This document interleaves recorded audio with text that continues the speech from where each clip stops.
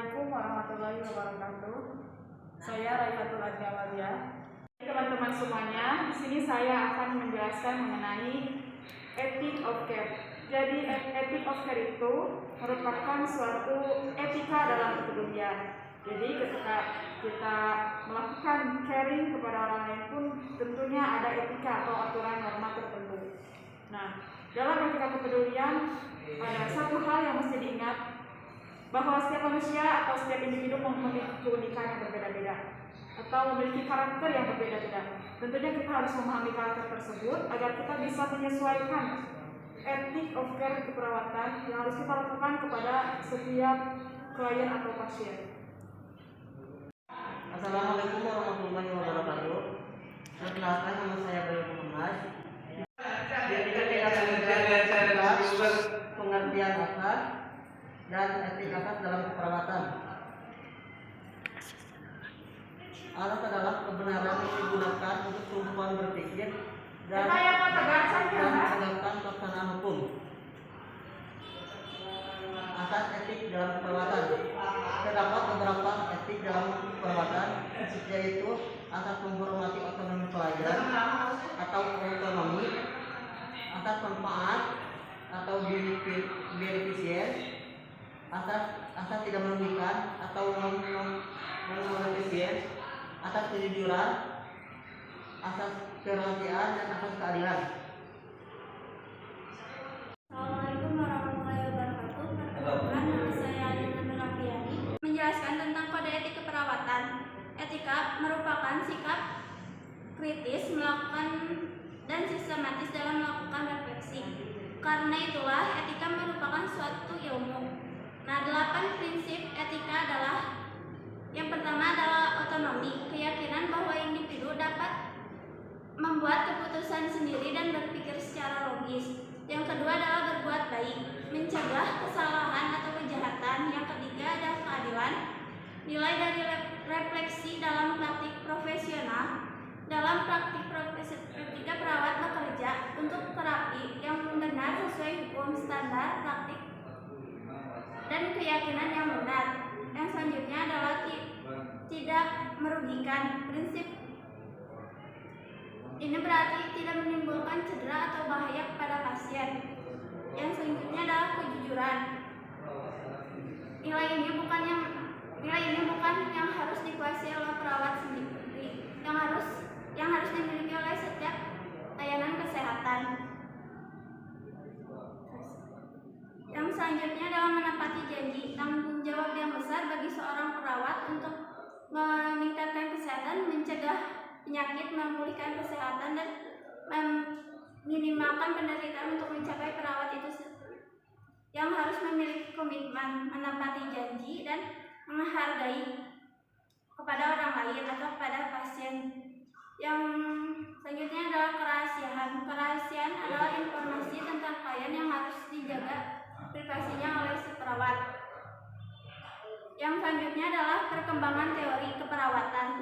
Sejak zaman purbakala, manusia paling primitif pun telah melakukan perawatan atau pengobatan dengan tumbuh-tumbuhan tertentu.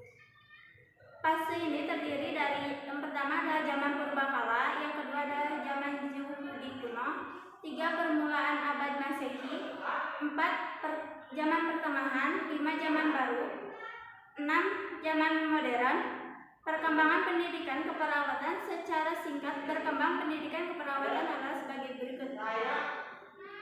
Perkembangan di negara maju, pertama kali di London dan sebagainya. 4 komponen esensial paradigma keperawatan, yaitu person, uniforman, health, nursing. Evolusi perkembangan teori keperawatan dapat dilihat dari daftar berikut. Antara lain Florence Nightingale, Henderson, interpersonal relationship.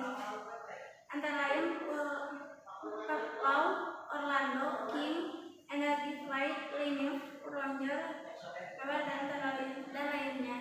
Terima kasih. Assalamualaikum warahmatullahi wabarakatuh. Perkenalkan, nama saya Muhammad Basir Marifatul Islam.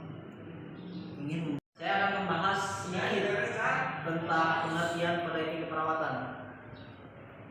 Kode etik keperawatan berasal dari dua kata, yaitu kode dan etik. Kode artinya tanda yang disetujui dengan maksud tertentu, sementara etik itu berasal dari Yunani, yaitu yang memiliki arti watak, adab, dan cara hidup, atau bisa disebut dari dalam bahasa Yunani-nya ethos. Dalam sedikit menurut para ahli atau Kamus Besar Bahasa Indonesia atau KBBI menjelaskan bahwa kode etik adalah norma dan asas yang diterima oleh kelompok tertentu sebagai landasan tingkah laku.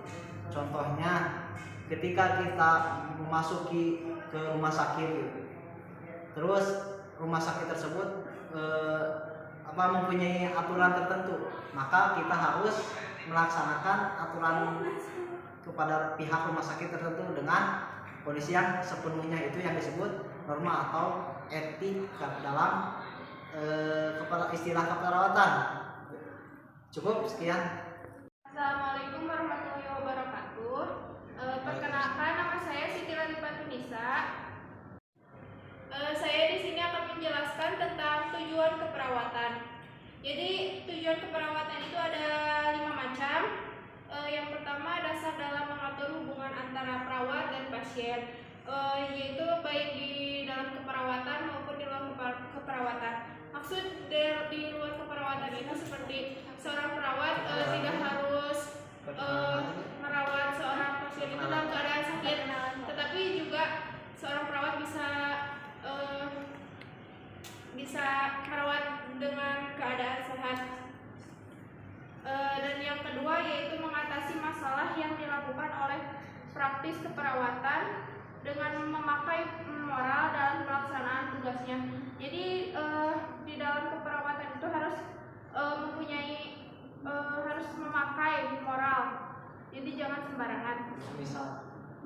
Dan yang ketiga itu menjalankan tugasnya sebagai perawat dan berlaku adil kepada pasiennya. Jadi seperti jangan membanding-bandingkan antara pasien satu dengan pasien yang lainnya.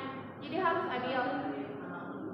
Dan yang keempat yaitu menyusun kurikulum keperawatan agar dapat menghasilkan lulusan berorientasi pada sikap profesional keperawatan.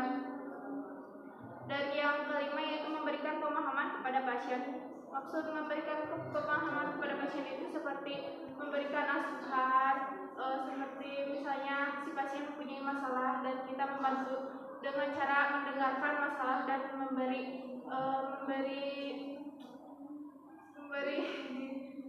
pemahaman. Perkenalkan, nama saya Kandar Munadi. Kode Etik Internasional atau bisa disebut ICN, International Council of Nurses, adalah asosial keperawatan yang berdiri pada tahun 1890 yang beranggotakan 128 negara. ICN bertujuan untuk meningkatkan asuhan keperawatan yang berkualitas untuk semua, meningkatkan pengetahuan keperawatan, dan mewakili profesi keperawatan di muka dunia sebagai profesi yang unggul dan kompeten. Kode Etik Keperawatan di Indonesia. PPNI, Persatuan Perawat Internasional, yang merupakan organisasi profesi perawat internasional yang berdiri pada tanggal 17 Maret 1974. Pada Juni 2003, PPNI bergabung menjadi anggota ICN, International Council of Nurses, yang ke-125 dengan visi sebagai corong suara yang kuat bagi komunitas untuk memberikan pelayanan asuhan keperawatan yang kompeten, aman, dan bermutu bagi masyarakat luas. Sekian, terima kasih.